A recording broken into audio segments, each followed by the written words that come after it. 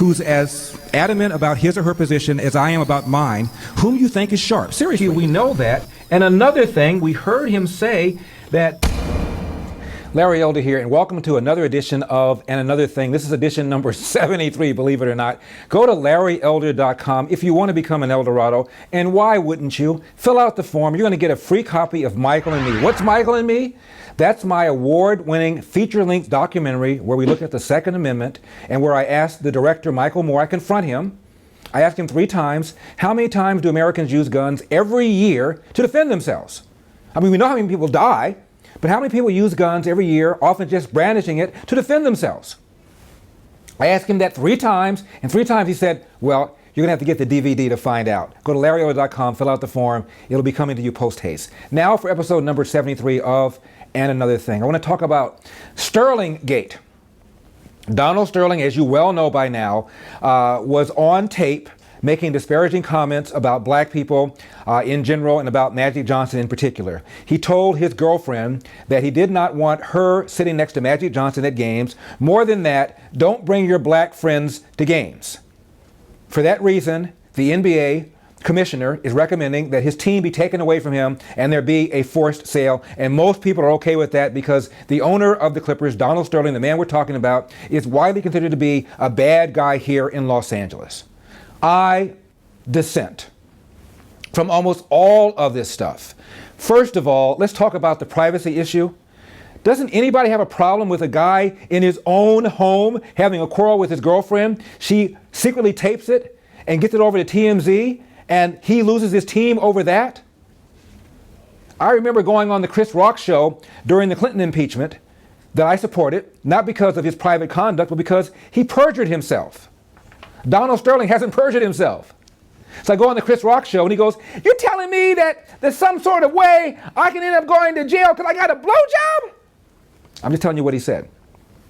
He was incensed, as many people on the left were, by the notion that these dastardly right-wingers are using some sort of pretext of sex in the Oval Office to undo 2 elections. You heard it over and over again, and it didn't matter how often you said, okay.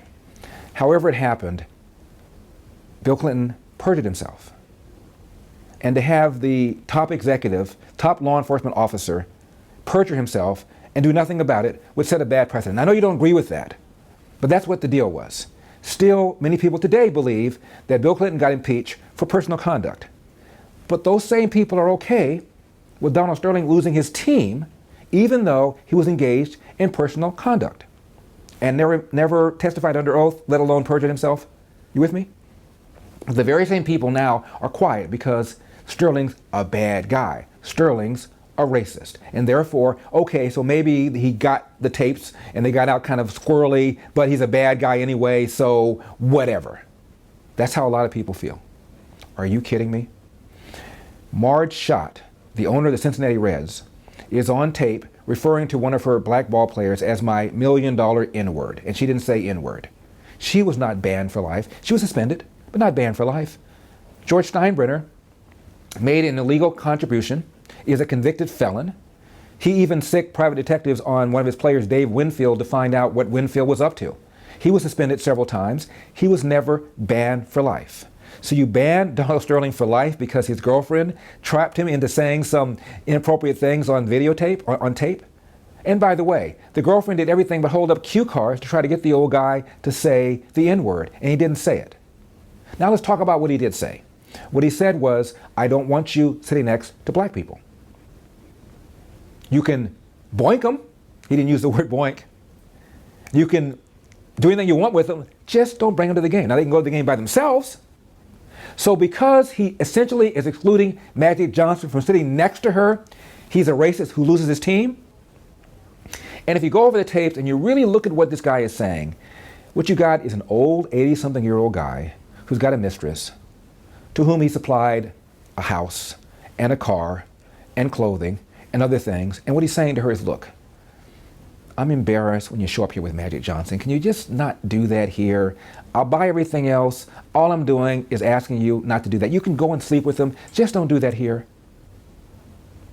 And this racist has hired a black coach, Doc Rivers, $7 million. Doc, by the way, is married to a white woman.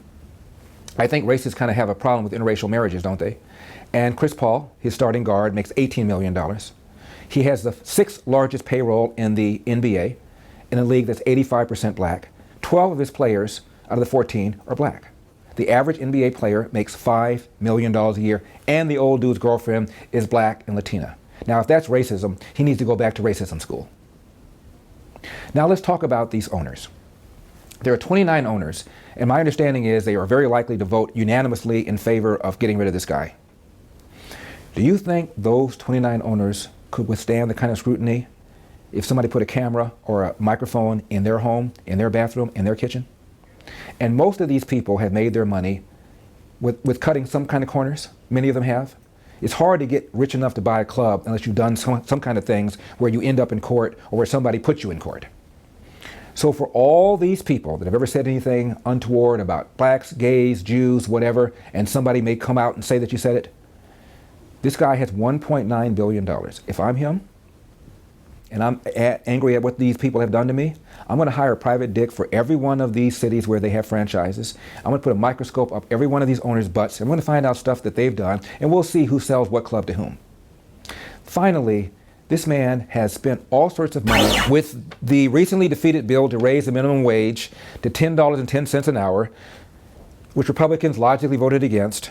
Larry, would it be better for Republicans to say they're going to vote in favor of it as a way for the American people to see how the Democrats' policy kills jobs? No, killing jobs is not a good policy ever. But in fact, most Republicans are okay with raises in minimum wage, which shows you the extent to which people are deluded by the damage that minimum wage laws actually do. The minimum wage laws, according to Milton Friedman, the Nobel laureate economist, are perhaps the most anti-black laws on the statute books. Cato Institute did a study that said after the minimum wage laws really had their effect, the first one was in 1938. I hope you enjoyed this small excerpt. If you want to see the full video, got to be in El Dorado. Go to my website, larryelder.com, log in, fill out the form. It'll cost you about $4.75 a month, or about the price of a mocha frappuccino latte at your favorite coffee house. As you can tell, I don't like coffee. I'm a tea drinker. See you next time.